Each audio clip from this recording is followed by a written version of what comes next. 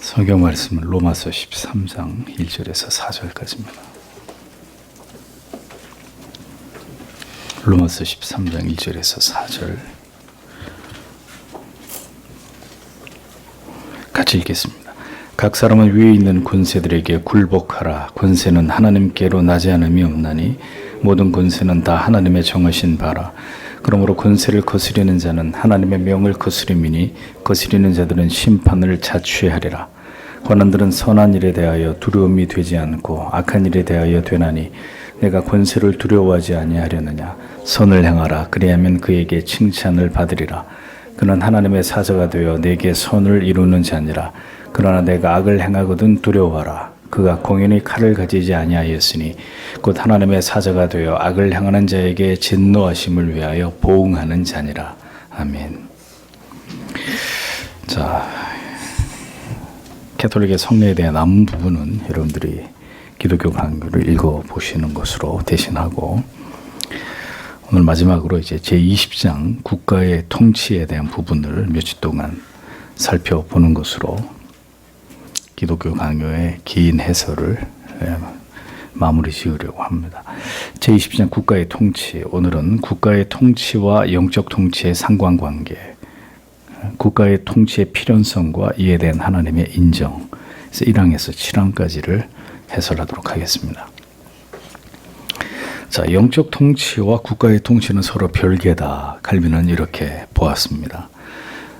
칼빈은 그리스도의 영적인 나라와 지상의 국가의 통치 질서는 전혀 별개일 것이다. 이렇게 말을 합니다.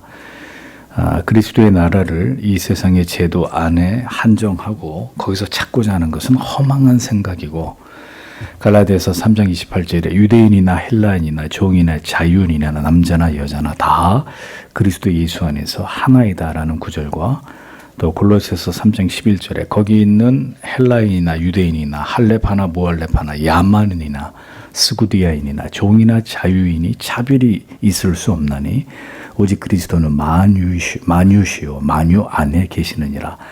자, 이 두 구절의 말씀을 주의하면서 이러한 말씀들은 우리가 어떤 처지, 어떤 국가의 법 아래서 어느 나라의 민족으로 살아가든 간에 그것은 그리스도의 나라와는 무관하고, 우리가 받은 영적 자유는 세상의 어떤 국가의 법으로도 제한될 수 없는 것이다. 그래서 루터도 두 왕국 이론에 대해서 얘기하지만 칼빈 역시도 이 두 나라는 각각 분리되어 있는 것이다 라는 것을 분명하게 밝히고 있는 것을 볼 수 있습니다. 그러면서 이 두 통치는, 하나님의 나라의 통치와 세상 나라의 통치는 서로 대립하는 관계가 아니다라는 얘기를 이어합니다. 그럼에도 불구하고, 자, 그렇다면 세상 국가의 통치의 본질이 모두 부패한 것으로 그리스도인들과 아무 관계가 없는, 무시해도 좋은 것으로 생각해서는 안 되는 것이다 라고 칼빈이 덧붙입니다. 이는 아무데에도 구속을 받지 않는 방종한 상태를 즐기는 특정한 광신도들의 주장일 따릅니다. 이렇게 보는 거죠. 그 세상은 세상대로 돌아가고 우리는 우리끼리 돌아가고, 그래서 세상의 법은 지킬 필요가 없고 우리는 우리의 법대로만 살면 된다. 이런 관점은 곤란하다는 겁니다.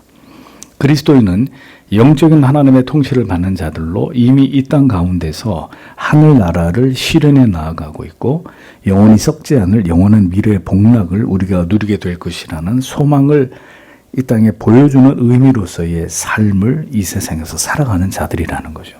그렇다면 그리스도인에게 있어서 국가의 통치가 갖는 의미는 무엇이냐? 국가의 통치는 우리가 사람들 사이에서 사는 동안 하나님께 드리는 외형적 예배를 존중하고 보호하며, 경건의 건전한 도리와 교회의 지위를 변호하고, 사람들의 사회에 우리의 삶을 적응시키고 시민의 의에 맞도록 사회적 책임을 감당하고 우리를 서로 화목하게 하며 전체의 평화와 안정을 도모하는 등의 목표를 이 땅에서도 이루기 위함이다. 이렇게 본 거예요. 그리스도인이 한 나라의 국가의 국민으로 살면서 그 통치를 따라야 되는 이유를 칼빈이 이렇게 본 겁니다. 신자는 이 땅에서 순례자의 길을 가면서 참된 본향을 사모하는 것이 하나님의 뜻이고, 그러하기에 우리의 이 땅에서의 순례의 삶을 돕는 장치들이 반드시 필요하다는 것입니다. 뭘 통해서요? 세상의 국가, 세상의 정부를 통해서. 그래서 칼빈은 지상교회를 지키는 수단으로서의 세상 나라의 법과 통치가 필요하다고 보는 이런 입장을 취한 것입니다. 분리가 아니라. 따라서 이제 칼빈은 세상 정부가 존재해야 될 이유는 그리스도의 교회를 보존하기 위함이다. 그러니까 큰 틀에서 이렇게 본 겁니다. 교회의 통치만으로는 부족하다는 거죠. 악하고 패역한 자들이 교회와 성도를 상대로 악을 행할 때 무엇으로도 그들을 제재할 방법이 없다면, 그들의 악행을 중단시킬 강력한 조치가 이루어지지 않는다면 지상의 교회와 성도는 고통을 당할 수밖에 없는 일들이 일어나는 것이 자명하기 때문에, 이럴 때 우리는 세상 나라의 통치의 그 법을 통해서 우리의 신앙의 자유와 우리가 악인들로부터 고통을 당하는 일로부터 보호를 받는 것이 합당하다, 이렇게 본 것입니다. 이제 그것은 이제 우리 지금 대한민국처럼 자유민주주의 국가에서나 가능한 일이고요. 예를 들면 공산주의 사회나 무슬림 같은 이런 국가에서는 교회가 보호를 받을 수 있나요? 그 반대가 되죠. 박해와 핍박의 대상이 되는 것입니다. 그래서 여기서 말하는 국가란 하나님의 법을 존중하고 자유를 인정하는 이런 국가의 통치 아래 있을 때를 이제 가정하는 것이겠죠. 국가의 통치의 필연성과 이에 대한 하나님의 인정에 대해서 얘기를 합니다.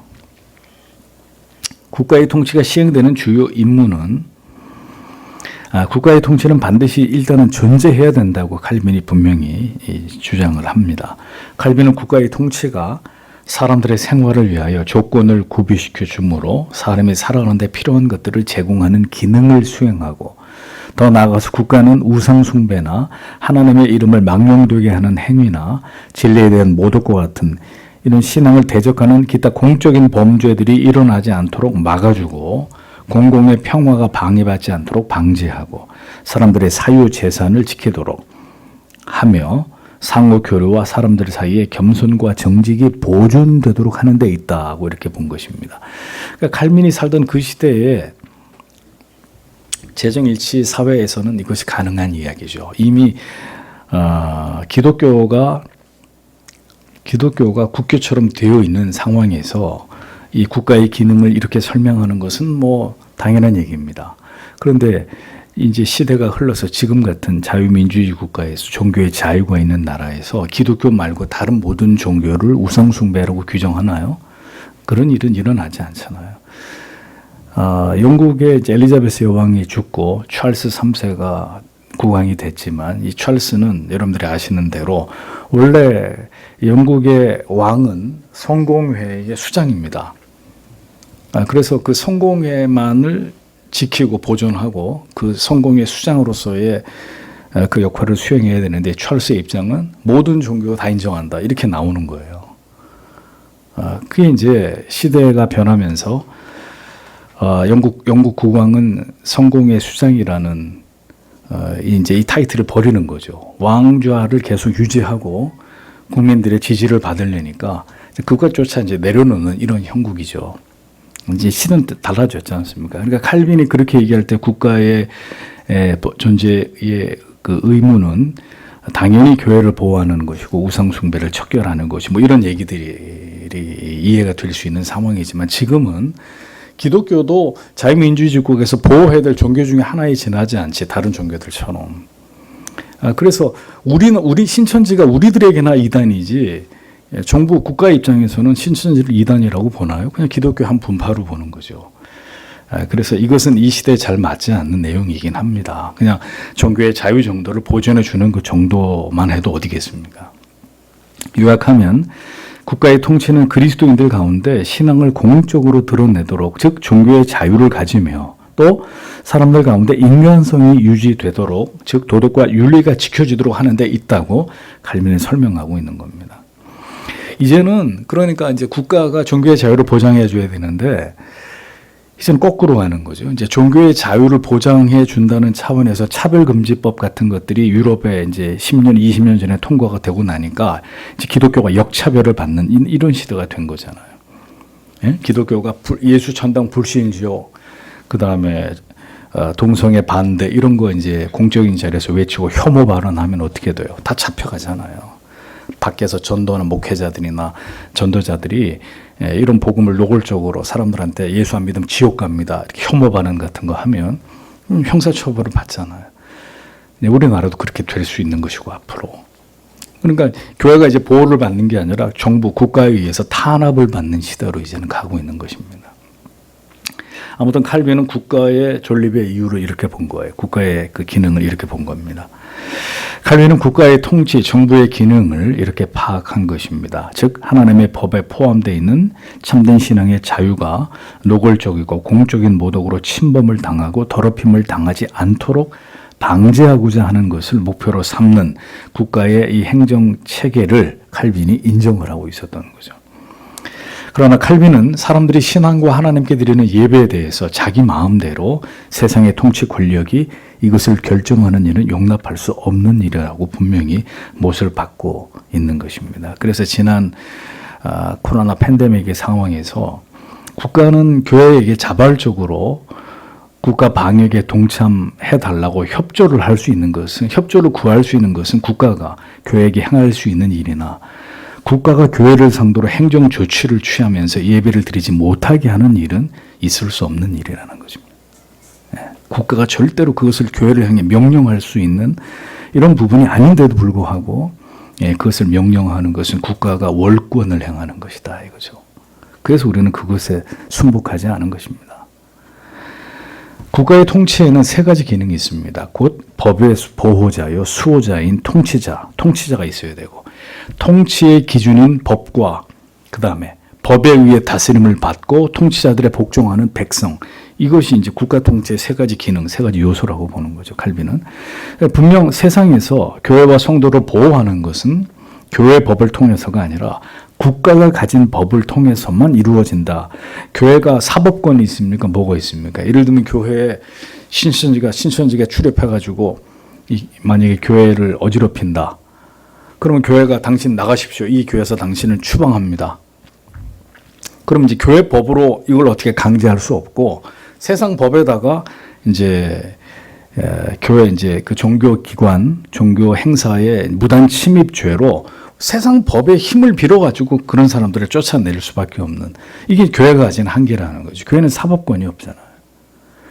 그래서 국가가 교회와 성도를 보호하기 위해서 존재하는 것이다 이렇게 본 것입니다. 국가 또한 하나님의 주권을 수행하는 도구이고 그 수단으로서 그렇게 교회와 성도의 신앙의 자유와 예배의 자유를 보장하고 이를 보호해 줘야 될 의무가 있다고 강조했던 것입니다. 그런데 여기서 이제 한 걸음 더 나아가서 독일처럼 국가가 교회를 장악해서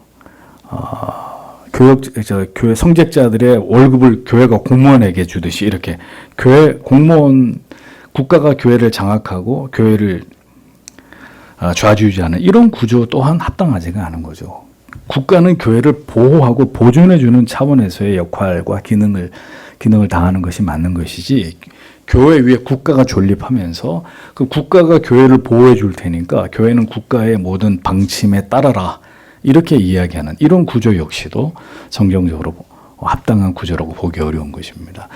그렇게 해서 독일 교회가 어떻게 돼? 국가에 잠식당하게 되니까 교회가 이제 영적인 생명력을 잃어버리는 거죠. 국가가 다 알아서 해주니까. 국가는 국가고 교회는 교회로 존재하되 국가는 그리스도의 이 땅의 지상에 존재하는 그리스도의 교회를, 성도를 보호해야 되는 입장에 있다. 칼빈이 이렇게 분명하게 설명을 합니다. 통치자의 직위에 대한 문제예요. 이제 세상의 세속의 통치자의 직위는 하나님이 세우신 것이다. 아주 분명한 입장을 칼빈은 밝힙니다. 하나님께서는 인간 통치자의 직위를 승인하시고 받아들이시는 증거와 그 직위의 위엄을 존귀한 칭호들로 제시하셨고 그것을 매우 높이신 증거들을 성경 속에서 보이셨습니다. 그러니까 여러분, 이스라엘은 신정국가였죠. 근데 이방의 왕들을 세우고 이스라엘 백성들이 이 하나님의 뜻을 저버리고 또 주책을 떨면서 우리도 왕을 세워달라고 하나님께 조릅니다. 그래서 결국 이스라엘도 왕정국가로 바뀌는 거죠. 하나님의 뜻이 아닙니다. 근데 허용하신 거죠, 하나님이. 그러니까 인간이 스스로 그 자충수를 둔 거예요. 그러니 선한 왕이 세워지면 다행이지만 악한 왕이 세워지면 그 악한 왕의 통치를 통해서 이스라엘 백성들이 고통을 당하게 되는 이제 이런 문제가 생기는 거죠. 그러니까 그렇게 될 걸 하나님이 뻔히 아시면서도 이스라엘 백성들이 왕을 세워달라고 하니까 하나님이 허락을 했어요. 그러니까 그걸 통해서 하나님이 통치하고 다스릴 때보다 인간의 세워진 왕에 의해서 내가 통치를 받을 때 얼마나 더 고통을 당할 수 있는지를 겪어보라 이겁니다. 그래서 출애굽기 22장 8절에 도적이 잡히지 아니하면 그 집 주인이 재판장 앞에 가서 자기가 그 이웃의 물품에 손대는 여부의 조사를 받을 것이며 시편 81편 1절에 하나님이 하나님의 회 가운데 서시며 재판장들 중에서 판단하시되 이런 구절들이 나오는데요. 여기 한글 성경에는 재판관들이라고 나와요. 근데 영어 성경이나 원문에 보면 gods 이렇게 되어 있습니다. 신들이라고 되어 있어요. 그러니까 성경은 하나님의 권한을 위임한 재판장 혹은 왕을 신들이라고까지 높입니다. 신들이다 저 사람들은. 그러니까 정말 신들이 아니라 하나님의 신적 권위와 권세와 위엄을 그들에게 위임한 자들이다. 그래서 인간이 하나님께 요구해서 세운 왕인데도 하나님 그 제도를 받아주는 인정해 주는 거예요. 그 대신 그 왕을 너희가 나에게 대하듯이 너희가 대해라. 복종해라. 그 권위에 순복해라. 이렇게 말씀하시는 거죠. 그러니까 누구도 이들을 하찮게 여겨서는 안 된다는 것이고 세워지지 않았으면 모를까 너희가 왕을 원해서 왕을 세웠고 그게 하나님의 주권과 섭리 가운데 되어진 것이면 누구든 그 왕을 하찮게 여겨서는 안 된다는 것이고 그 이유는 그들이 하나님께로부터 명령을 받고 있고 신적 권위를 부여받았고 전적으로 하나님의 대표들로 어떤 의미에서는 하나님의 대리인으로 이 지상에서 활동하고 있기 때문이다 라고 설명을 하고 있습니다.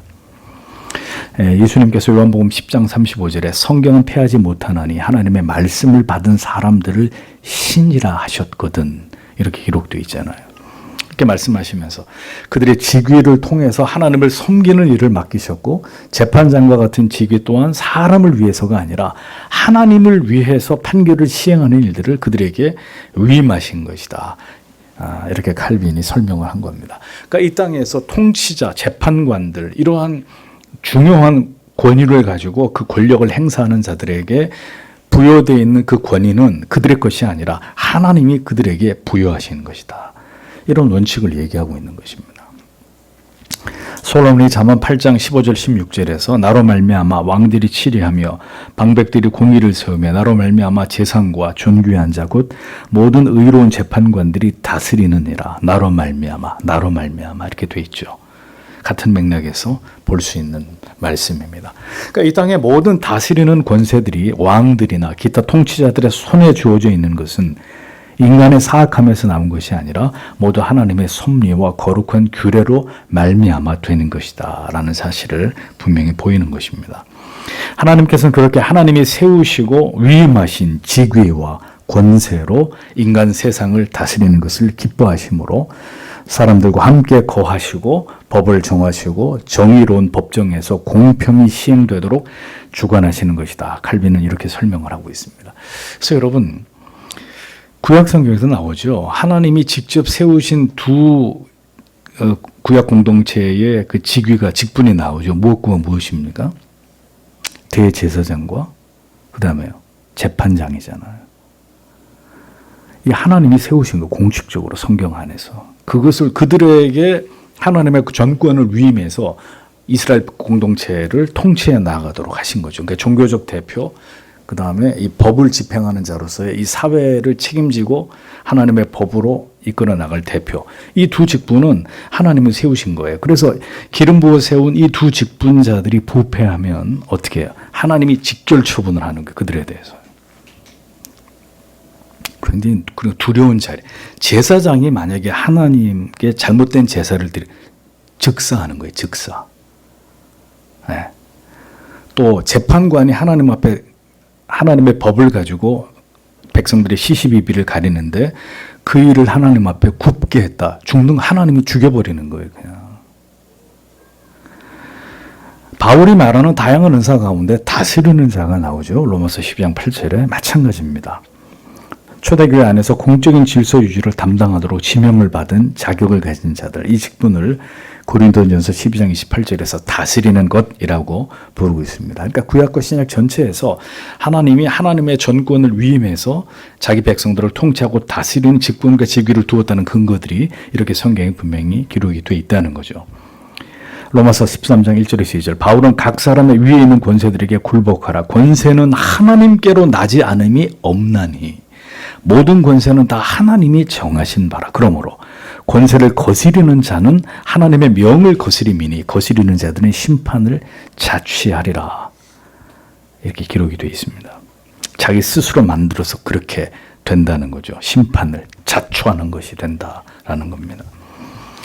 여기서 분명히 권세는 모두 하나님이 정하셨다. 하나님이 그 권세의 기원, 출처이다 라는 걸 밝히고 있습니다. 나아가 이어지는 3, 4절에서는 다스리는 자들은 하나님의 사역자들로 선을 행하는 자들에게 칭찬을 하고 악을 행하는 자들에게 진노하심을 따라 보응하는 자들인데 이 일을 행하는 하나님의 대리자들이다라고 분명하게 설명하고 있는 것을 볼 수 있습니다.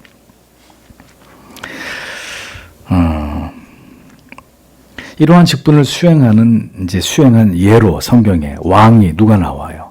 다윗, 요시야, 히스기야 같은 이런 자들이 나오고, 그 다음에 다스리는 권세를 가진, 왕은 아니지만 총괄해서 나라를 다스리는 권세를 가졌던 자, 요셉, 다니엘, 느헤미야 이런 사람들이 나오고, 그 이전에 백성들 가운데 그 이전에 이스라엘 백성들 가운데 다스린 자들, 모세, 여호수아 족장시대, 모세, 여호수아, 그 다음에 사사들, 이런 직분들이 성경에 기록이 되어 있지 않습니까?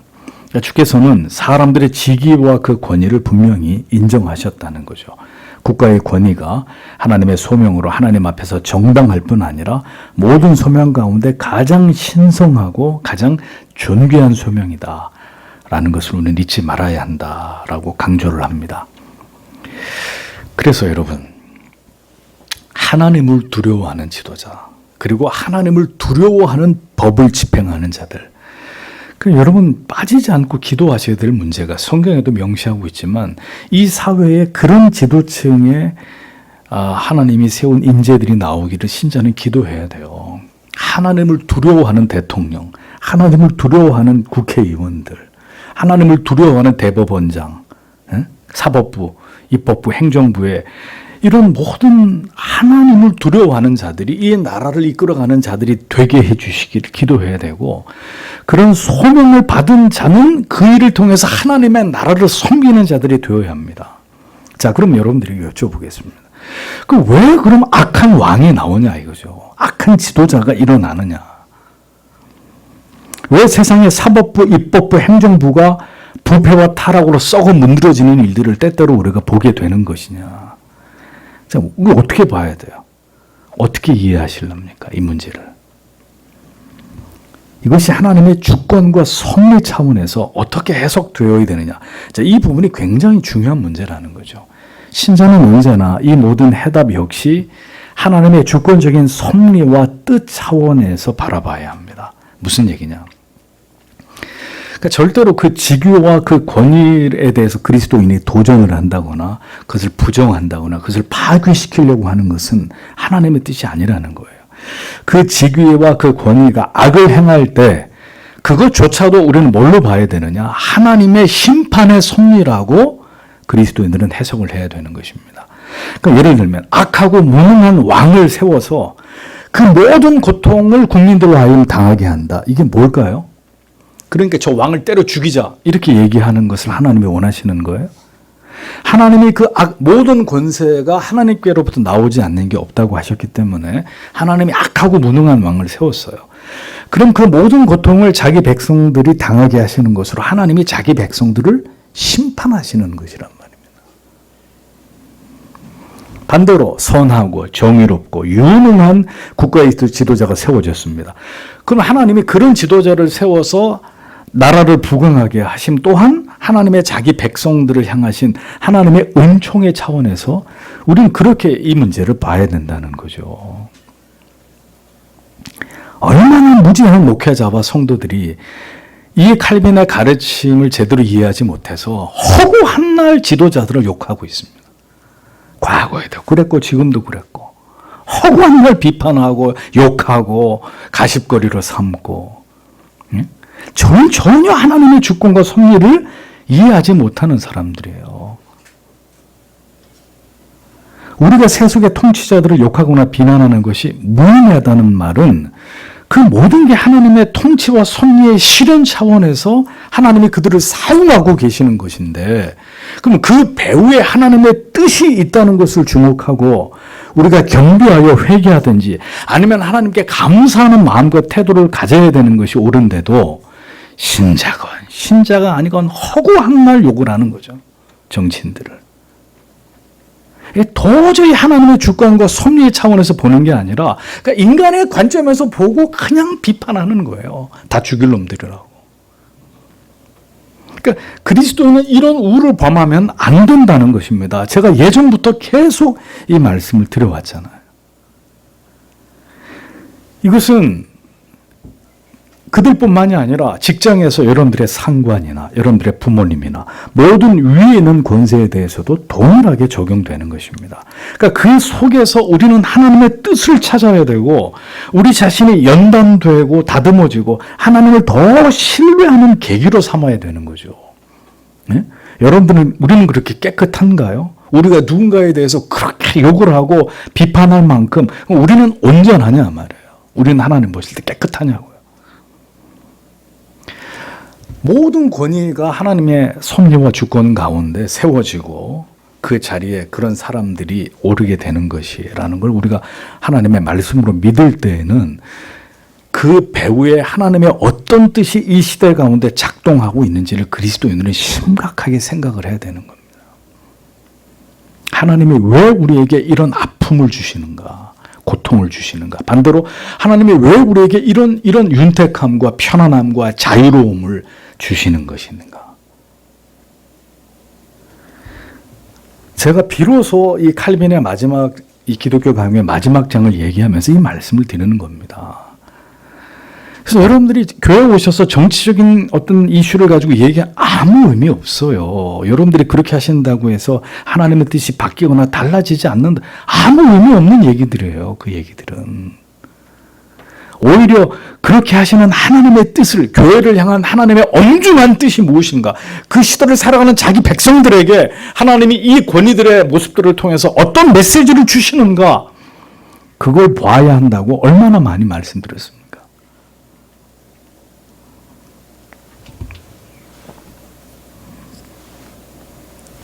세속의 통치를 부인하는 자들에 대한 반박. 국가와 정부의 기능을 부정하는 자들이 있습니다. 그들은 고대에는 왕들과 사사들을 통해서 백성들을 통치했지만 그런 강압적인 방식은 오늘날 그리스도인들에게 제시된 복음의 정신과 전적으로 모순되기 때문에 더 이상 그런 권위고 뭐고 다 집어치우고 그렇게 가는 게 맞다. 이런 반론을 제기한다는 거죠. 이미 그 시대부터. 칼빈은 그러나 이러한 반론은 자기들의 무지와 마귀적 교만을 드러내는 것이다 라고 비판합니다. 다윗은 모든 군왕들과 관원들에게 하나님의 아들에게 입맞추라고 시편에서 강권하고 있습니다. 이는 그들에게 주어진 권세를 그리스도께 복종시켜서 오직 그가 모든 권세 위에 서시도록 하라는 그런 의미죠. 이사야 선지자도 왕들이 교회의 양부가 되고 왕비들이 교회의 유모가 될 것이라고 약속하는데 이것은 그들이 가진 그 존귀한 권세를 가지고 하나님의 경건한 예배자들과 교회를 보호하라는 그런 의미라고 칼빈이 주석을 합니다. 그러니까 성경에는 이렇게 통치자들의 권세를 인정하는 비슷한 내용들이 곳곳에서 등장을 합니다. 그 가운데 가장 두드러지는 것은 바울이 디모데에게 공적인 집회에서 왕들을 위하여 기도할 것을 권면하면서 그 이유를 디모데전서 2장 2절에 이렇게 말하죠. 왕들을 위해서 기도하라. 이는 우리가 모든 경건과 단정함으로 고요하고 평안한 생활을 하려 함이라. 우리가 세상의 왕을, 세상의 지도자들, 세상의 입법, 사법, 행정, 우리가 다니는 직장의 대표를 위해서 기도하는 이유는 단 하나. 모든 경건과 단정함으로 우리가 고요하고 평안한 생활을 하려 하기 때문입니다. 우리가 예수 믿는데 세상 때문에, 직장 때문에 방해받지 않고 막 세상이 시끄럽고 직장이 망해가고 이러면 우리가 단정한 마음으로 고요하게 하나님을 믿을 수가 없잖아요. 엄청 스트레스를 받고 불안해하고 두려워하고 핍박을 받아야 되고 이러면 정말 하나님을 신앙하는 일에 막대한 영향을 받기 때문에 하나님의 뜻이라면 환난과 핍박이 올 것이고 교회가 그것을 또 싸워 이겨 나아가야 되겠지만 그게 보편적인 시대의 숙제가 아니라면 우리는 조용한 시대를 살아가면서 늘 우리가 이렇게 기도해야 되는 앞선 사람들, 권위를 가진 사람들, 국가를, 직장을 이끌어가는 사람들을 위해서 가정의 가장을 위해서 기도해야 되는 모든 경건과 단정함으로 고요하고 편안한 생활을 하기 위함이다. 예수 잘 믿는 거에 집중할 수 있도록 하기 위함이다. 그런 의미입니다. 이로써 바울은 교회의 형편을 그들의 보호와 보살핌에 맡기고 있는 것을 보여주고 있죠. 세상의 권세는 교회를, 성도를 보호하고 우리가 하나님을 예배할 자유를 유지시키는 데 있고 하나님께서는 그러하기에 그러한 권세를 인정하라고 그들을 위해서 기도하라고 명령하시는 것입니다. 환난과 핍박의 시대에는 이러한 모든 하나님이 세우신 권세들이 마침내 교회와 성도를 박해하는 채찍과 칼로 돌아서게 되는 때이겠죠. 그러나 그런 때가 오기 전까지는 우리의 신앙의 자유를 지키고 하나님을 예배할 수 있는 이 평안을 지켜주시기 위해서라도 하나님 그들과 함께 하시고 그들의 통치를 통해 이 땅에 평화를 주십시오. 이런 기도가 필요하다는 것입니다. 그래서 우리는 늘 위정자를 위해서, 나라를 위해서 기도해야 될 이유가 바로 이 때문이다. 여러분은 분명히 깨닫고 실천하셔야 합니다. 지금 여러분 러시아와 우크라이나의 전쟁을 보십시오. 결국 러시아가 여러 가지로 수세로 몰리니까 예비군 동원령을 내렸죠. 만약에 그런 일들이 지금 대한민국 남과 북사에서 일어난다. 여기 있는 젊은이들, 저도 해당이 되겠죠. 60세 이하, 65세 이하 다 전쟁터로 끌려 나가야 되는 거예요. 예배가 어디 있어요? 국가의 부름에 전부 다 여기 있는 형제들 다 나가서 싸워야 되는 겁니다. 그런 상황이 오면. 그런데 기도를 안 한다. 나라의 안전을 위해서, 국가와 정부를 위해서.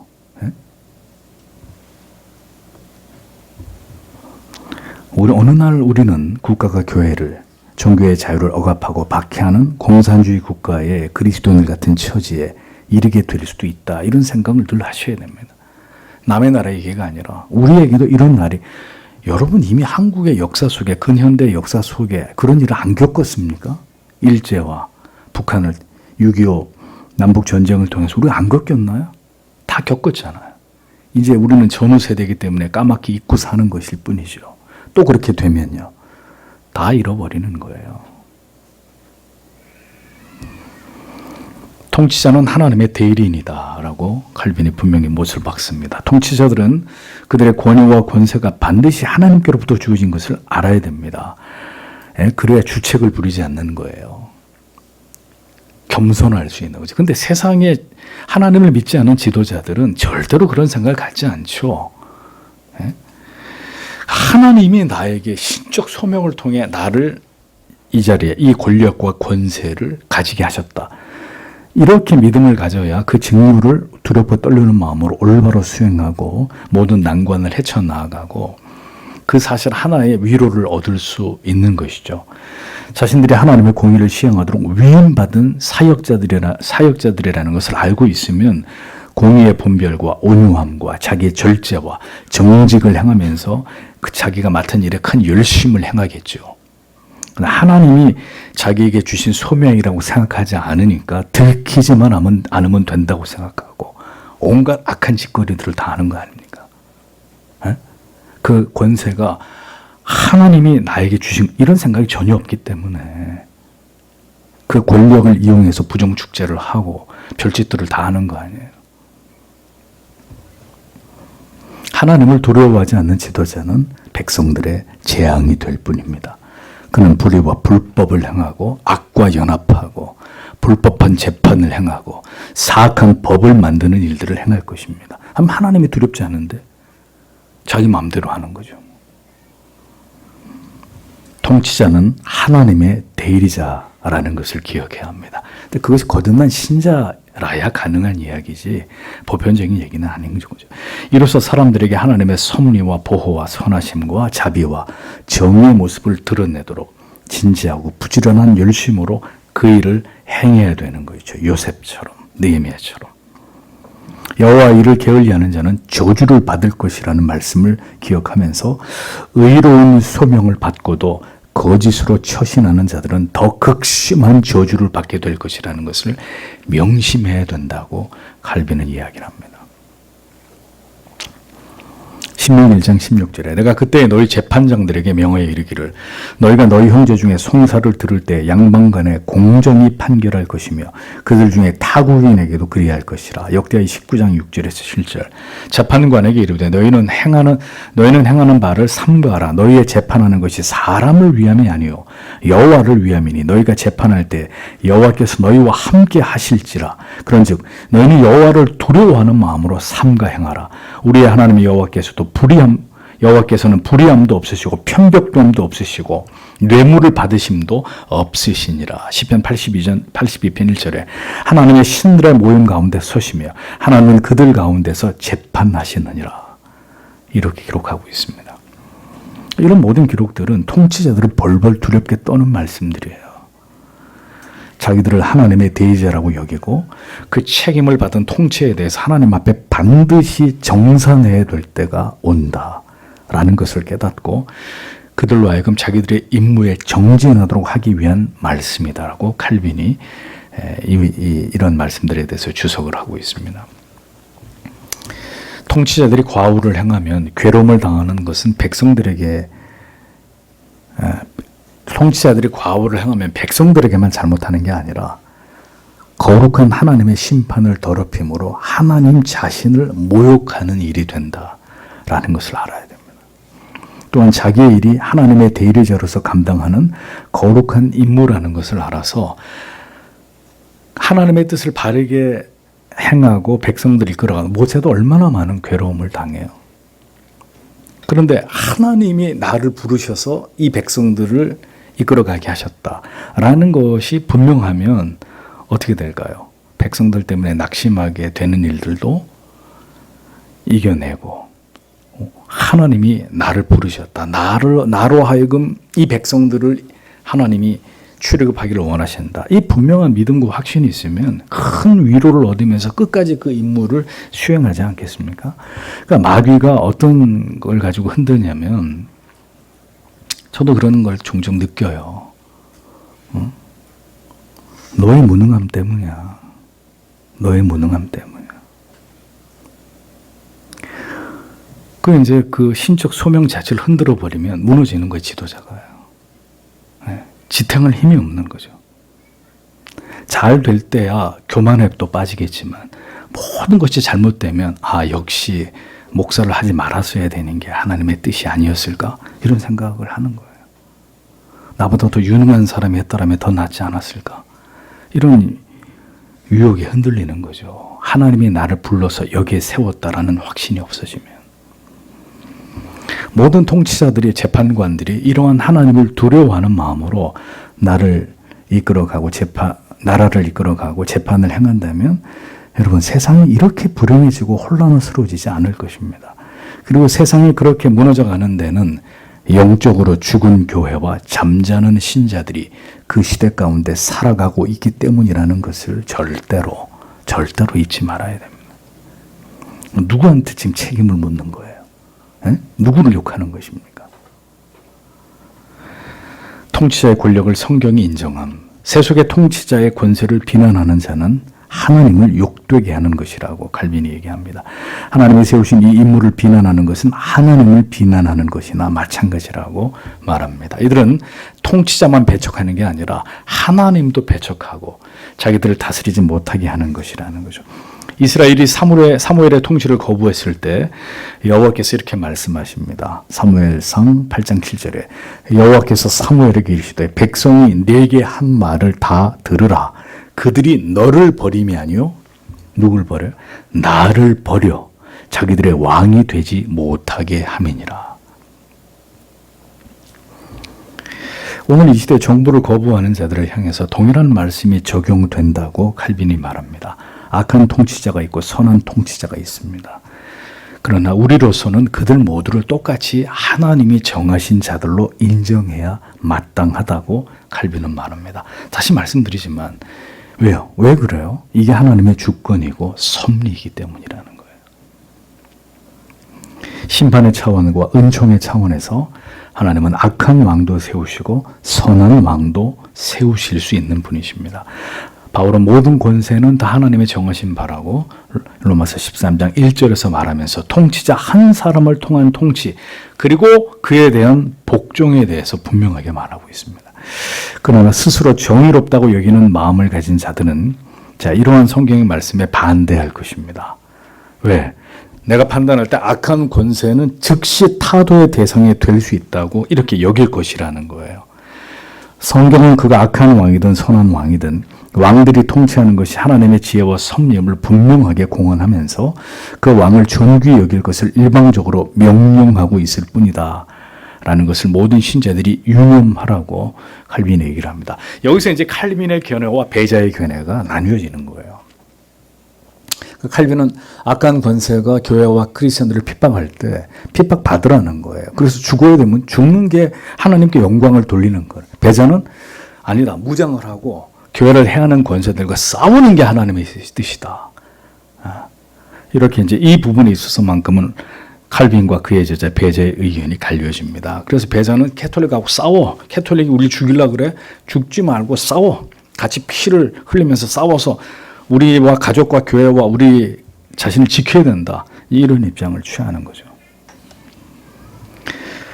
세상은 부패하고 타락한 인간의 뜻에 의해서 그가 왕이든 백성이든 그들에 의해서 이루어지는 게 아니라 전능하신 하나님, 우리의 왕이신 하나님의 뜻과 통치대로 그 섭리대로 진행되고 마침내 소멸될 것일 뿐입니다. 우리는 사람을 인정하거나 인정하지 않는 게 아니에요. 하나님이 통치자를 세워서 오늘도 이 세상과 자기 백성들을 통치하고 계신다는 그 사실을 인정하고 그 권위에 그 직위에 복종하고 인정하는 거예요. 사람에게 하는 게 아니에요.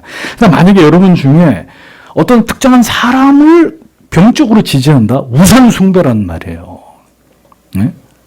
그리스도인이 어떤 특정한 정치인을 맹목적으로 지지한다? 우상 숭배라고, 우상 숭배. 우리는 그 권위를 인정할 뿐이에요. 그 하나님의 섭리와 그 통치 방식을 우리가 그리스도인으로서 순종하고 따를 것 뿐입니다. 사람에 대해서가 아니라. 악인도 악한 날에 적당하게 사용하신다고 하나님 말씀하셨죠. 악한 통치자가 세워질 때 성도는 그것을 심판으로 여겨야 되고 선한 통치자가 세워지면 하나님 우리에게 베푸시는 놀라운 은혜와 축복이라고 여겨야 될 것입니다. 모든 권세를 세우시는 분은 하나님이십니다. 그것으로 오늘도 자기 백성들을 통치하고 계시는 하나님이십니다. 이것이 그리스도인이 세상의 권력을 바라보는 가장 올바른 신앙의 관점이고 잣대다라는 것을 성도 여러분 절대로 간구하지 않으시길 바랍니다. 다음 주에 이어서 해설하도록 하겠습니다. 주신 말씀을 생각하면서 다 함께 하나님 앞에 간절히 기도하겠습니다.